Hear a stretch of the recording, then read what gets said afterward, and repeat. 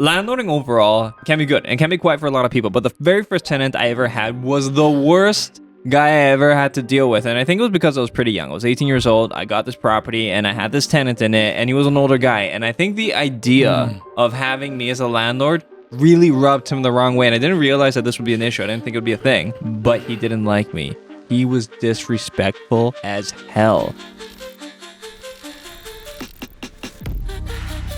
The guy would call me like racist names. The guy would just be overall mean. He would say, I'm going to pay you when I want to pay you. And I was a kid. I didn't know what the hell to do. I didn't know how to manage a situation like that. But they don't talk about this stuff, right? They don't talk about how to deal with those like interpersonal relationships with your tenants, right? Or how to manage them. So I feel like these things can be very challenging. And it's not always something like, oh, there's a problem with the property. Like sometimes there's a problem with the type of person you get. The shitty people sometimes. I do have a lot of bad tenant stories, but I think when we do this for a long period of time, how my character kind of changes as a landlord is that I got a million pet peeves. And the pet peeves are silly stuff where don't call me when you have maggots in your kitchen. And then I send pest control there, and you didn't take out your garbage for 3 days, right? 3 weeks. Yeah. Right? You know, that stuff drives me nuts, right? The cigarette butts on the front porch. Fires do start. It looks terrible, right? I saved a lot of money for this house, and when I pull up to the house, I don't want it to look like a trailer park. Yeah, see, but you know, when you do this for a certain amount of time, you have these two trains of thoughts and these batteries that need to recharge. There's like the professional battery where it's like, hey, listen, you know,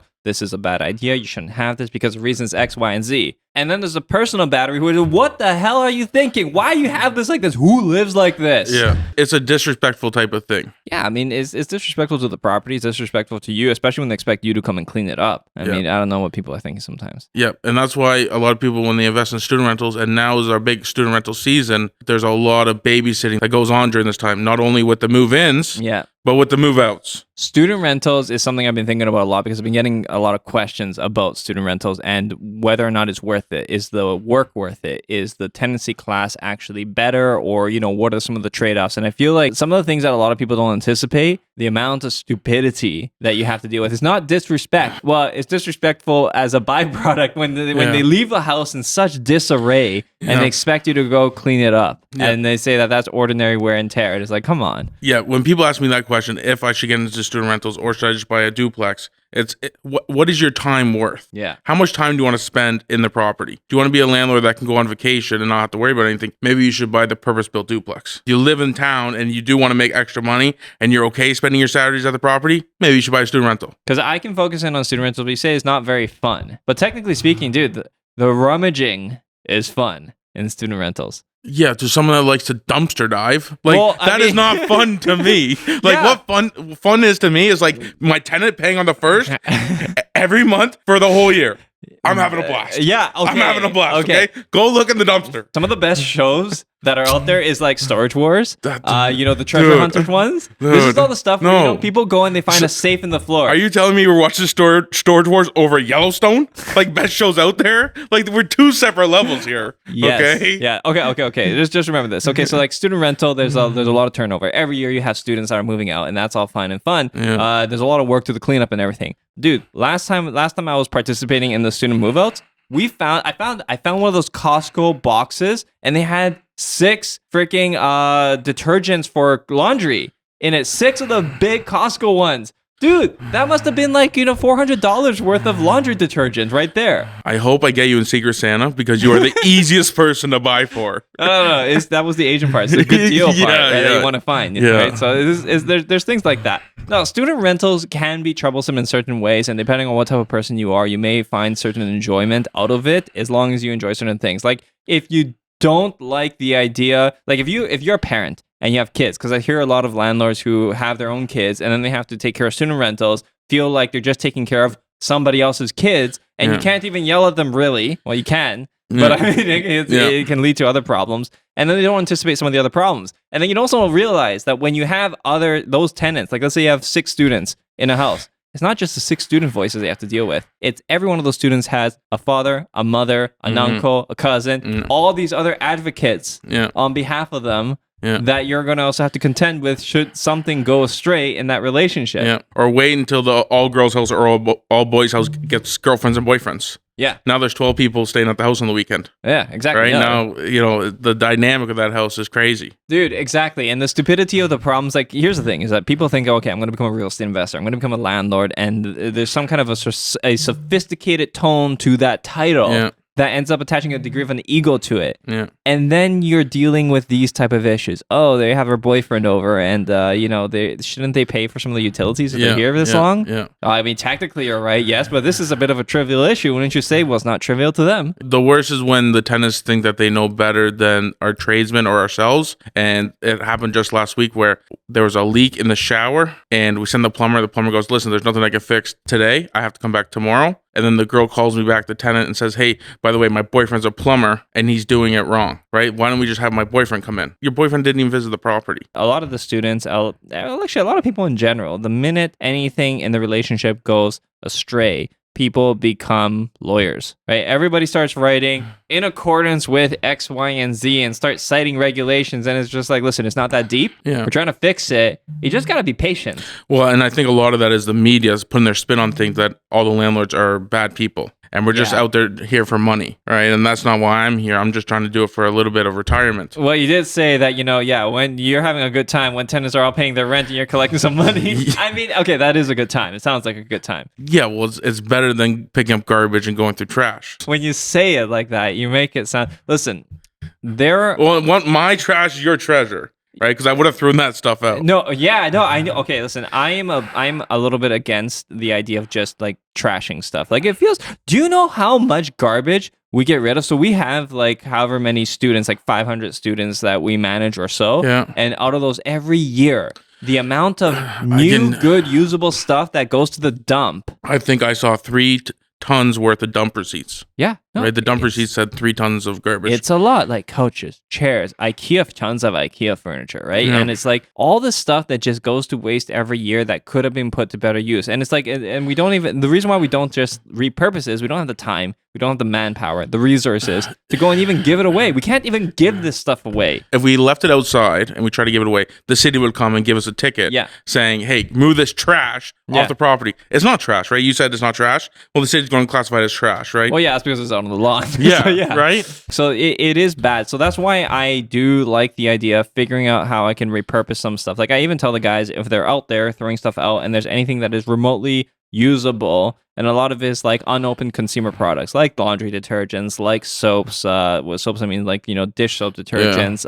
Yeah, and I'm not gonna lie, I still have a TV from like 3 years ago when I found it in a student rental. So like, we're not throwing out a working TV. Remember we bought that one place where we went into the house and we were gonna flip it, but we went in and the guy left all his stuff behind, and there was a lot of very interesting stuff. There were tools. There was a little trailer. Yeah. And it was older stuff. It was like an older gentleman. A little antique stuff. So that was like kind of cool rather than just a student's non-used stuff for the past year. Okay, yes, but the students' non-used stuff, sometimes they lease, like my brother, I remember one time he was doing it, he found PlayStations, he found freaking TVs, a laptop, and just random stuff that people leave behind. And prior to the student rental stuff, the only time I would ever see this happening is when people who were on some kind of social assistance were moving apartments. And back when rents were a lot cheaper, social assistance would cover rent plus more back then. And people would leave all kinds of stuff behind. They just didn't care because they're getting so much money from the government, they would be able to just go and buy new stuff. Now, that isn't true anymore. But at that time, that used to happen, and that was crazy. What do you think about all the licensing bylaws that are coming out? I mean, I know we've been getting a lot of questions about that. There's no answer that's going to be clear-cut and easy to understand with respect to that licensing. Because they're piloting it doesn't mean that they're going to stick with it. They're going to see how it goes. One of the things that I think may happen is that they're not going to want to spend the money that is required when it comes to enforcement. So what I think is going to happen is they're going to drop off all their letters and they're going to measure compliance. And if compliance is favorable and the income, the revenue outweighs the cost of enforcement, they're going to do it.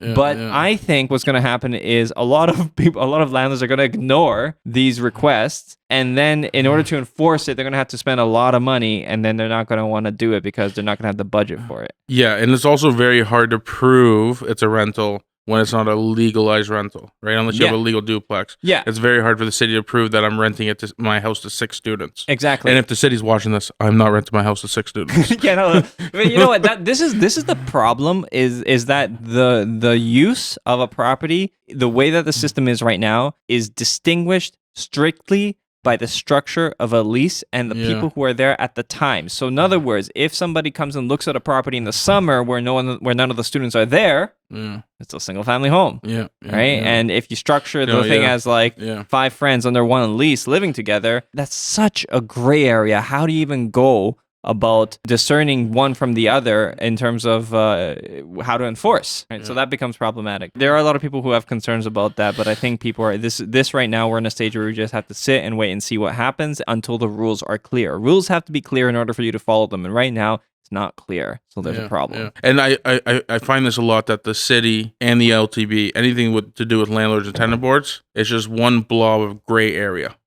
There's nothing clear cut. You know, if you don't pay your rent on the first, you get kicked out. That's not clear cut. No. Right. This is also why I think a lot of people look to student rentals, because of the uncertainty and the lack of clarity in many other areas, or rather the lack of enforcement of things in other areas. People look to student rentals because let's talk about this for a second. There's certain advantages and disadvantages to somebody who's getting into student rental. One is that the likelihood of any of the students defaulting on rent is extremely low, right? Because the same problem where we had, you have each student has 2 parents and at least minimum 2 people that are probably going to want to be involved in the say or the problems that this student might have. But that also means that they're going to have 2 parents supporting that student's interest. So you have 5, 6, 7 students. That means you have an additional 14 people probably who are there to support the financial position of that student. On the other hand, you have the turnover, right? So the turnover on average may be about 2 years. You know, students will turn over on a property and just move out or something, right? So 2 years is pretty reasonable in a sense. The downside is that you have to work for that. It means you have to show the property every year, and you might think, renting it out is easy, but if only half the students leave, you have to mix and match student groups and see who's going to get along, because the more cohesive a student group is, the less of a mess they're going to make to the property. So that's important to measure and calculate and see how that factors into everything. The positive side of that is that at least you can keep up with rising rents, right? So you're not locked in with a forever tenant that's going to stay there, and 5 years down the road, you're just like, wow, this place is rented too cheap. There's pros and cons and advantages to getting into student rentals. Yeah, I haven't met a real estate investor that went from single family investing to student rental and didn't start selling off their single family to buy more student rentals.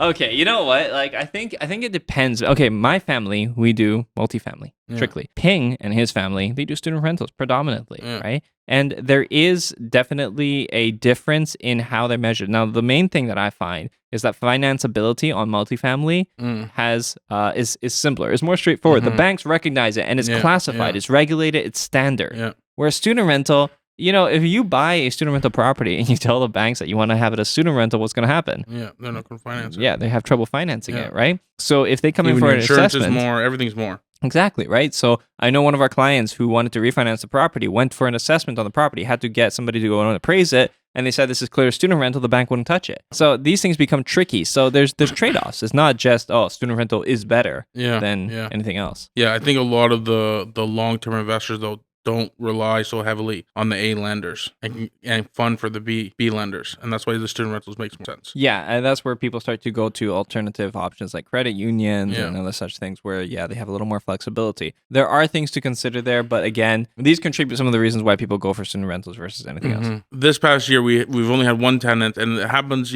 quite often where there's one tenant that Googles, they know that they don't have to leave at the end of the term, even though they say in an email, they sign a termination that they're going to leave. However, if a tenant signs a termination agreement, tells you, every day leading up to the termination day that they're leaving, and they don't leave, and you have a new batch of students moving into that house, what do you do?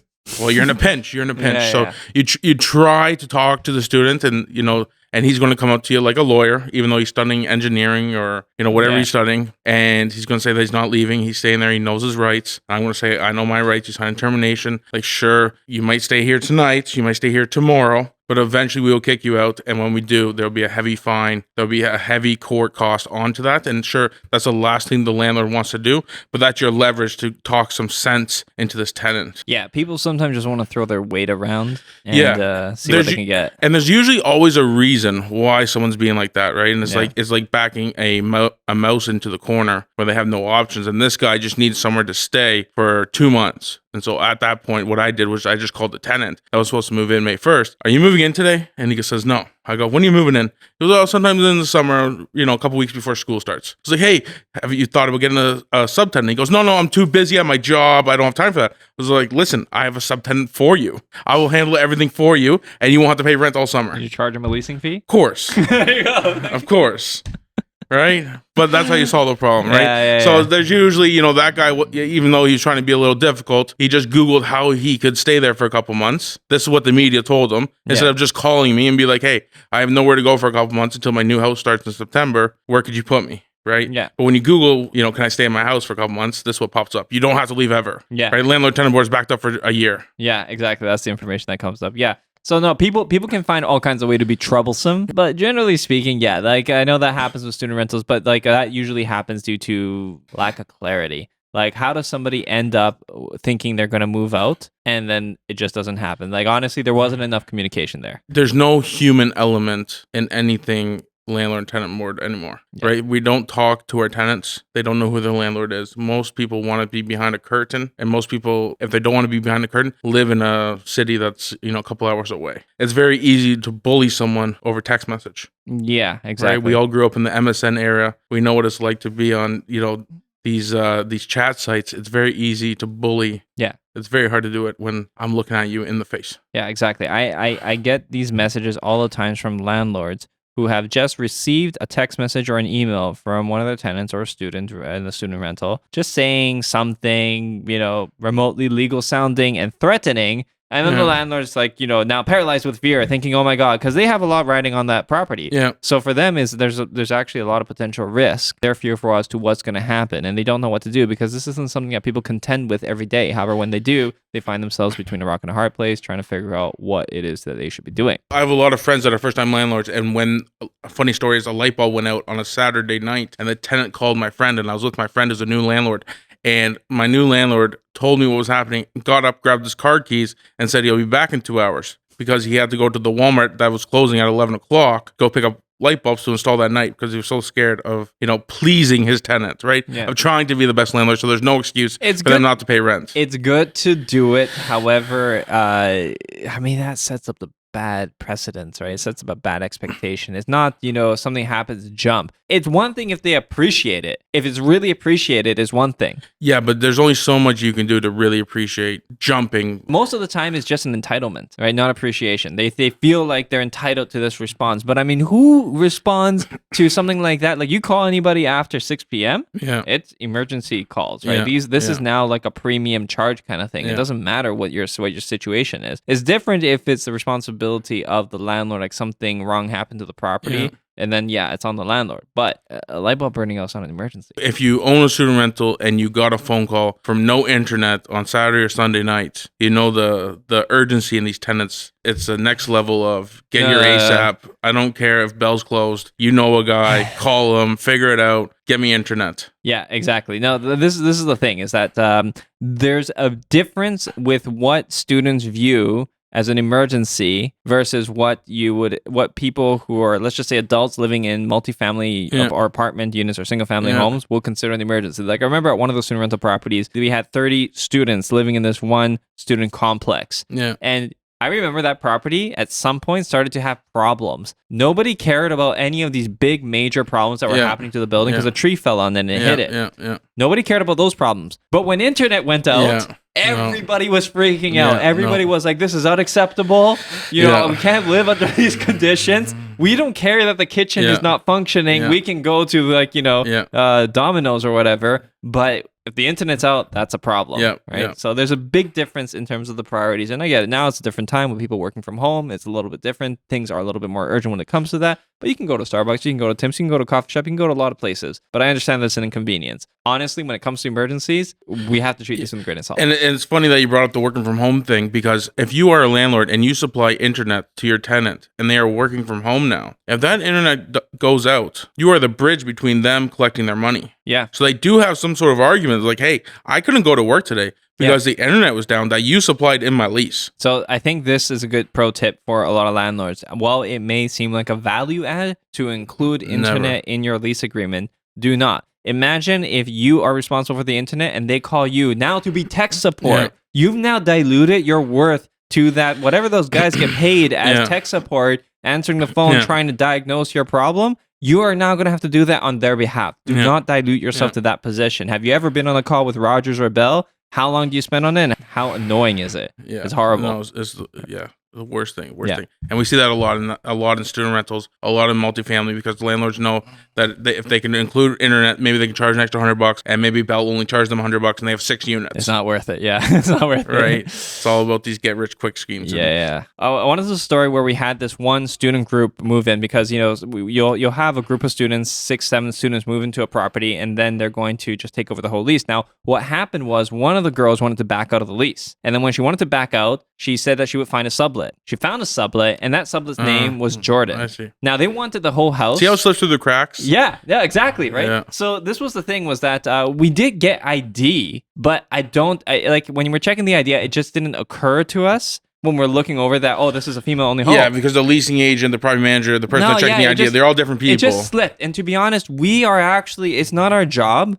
and this is what we told the students, it's not our job to discriminate based on sex. So this person's name was Jordan, and Jordan's a unisex name. So we saw it, and I was looking at it, and I'm thinking, okay, no, everything's fine. And then somebody else checked the IDs, verified that they were a student, yada, yada, yada. So the student that wanted to back out found the sublet, and they put them in. Their name was Jordan. And then after all the students decided to move in, Jordan comes in, and then we start getting these calls from these girls saying, there's a man in the house. And then we're thinking, okay, this house was supposed to be female only. Yeah. We say, okay, but you guys picked the tenants. But we said this house was to be female only. And then the other girl who backed out, who you allowed to back out, found a sublet, and they're a man. We said, okay, well, like, what are we going to do about this, right? So we're trying to troubleshoot this. And this is the thing where now we have the girls' parents, and they're like all the girls' fathers. Yeah, and they're there saying, you guys can't let my daughter live here with this guy here, and like he's very imposing. We're saying, how is he imposing? He's 6'4". Yeah. Like, okay, so he's tall, right? But he was a harmless guy. And then we get a call from Jordan's mother. And he must feel, exactly. Here we go. Now Jordan's mother calls us, and guess what he says? My boy is being discriminated against because he's a man, right? And we're just like, okay, dude, that sucks, right? And so what do you do about this? Anyway, long story short, I call the guy. I'm like, Jordan, I'm sorry. Right? He's like, you won't believe what they're saying to me. I'm just like, no, I believe it. I believe it, right? But listen, it's not really about right and wrong here. And then he's like, I don't want to go anywhere. I like this house. And I'm like, I get it. But do you really like the company? Regardless of right and wrong, why don't we do this? Why don't we find you a different place? It'll be easier to stay in. And honestly, you just won't have to deal with it. It has nothing to do with like, anything else. Like if they want to, and we tell them this, if they want to keep the house a female household only, they have to do that on their own time. They have to take control of that. We can't do that as a company. We can't do that. Right? As a landlord, you can't do that. We're not supposed to. And I know people do it, but it becomes sticky. And there's a thing about being a property manager and running a larger property management company where we just solve problems. Yeah. Right? That's our job, solve problems. And there's procedures in place. And actually today I met this couple who came to the office, and they were sitting in my office. He's from Dubai, she's from Ukraine, and they have a newborn baby, and they flew to Newfoundland, and then they came to Hamilton. He found work in Hamilton. And he found an apartment that's 5 minutes from the office, and just wanted to make sure, because it was a lot of money for first and last, that we're a real place. Again, he's reading the news that landlords are scammers and all this stuff. He comes to the office to drop off the money, make sure that we're real and all this stuff. And I said to him, I go, so how do you like the apartment? We haven't seen the apartment. I go, what do you mean you haven't seen the apartment? He goes, we're so desperate to find housing that we just want to pay first and last. We don't need to see the apartment. And then I say, I think you should go see the apartment. And it happens a lot now with the rental housing crisis that we have, that people are so desperate for housing. This is a great example of these people had first and last. They had a good application, good story. They were good people. These people are desperate for housing. Yeah. Right. It's very sad to see. So what I did was I took it off of Facebook and Kijiji, said, don't put a deposit on to hold it. Go see the apartment tomorrow. And if you still like it, we can sign the lease. You can move in tomorrow. But go see the apartment before you sign a lease, and then you cause a bigger problem. Now I got to go back to the owner, say, hey, we just, had someone break a lease, refund all the money. It's a headache. You gotta be pragmatic about these things, but that just goes to show that the situation are changing and things are becoming very challenging.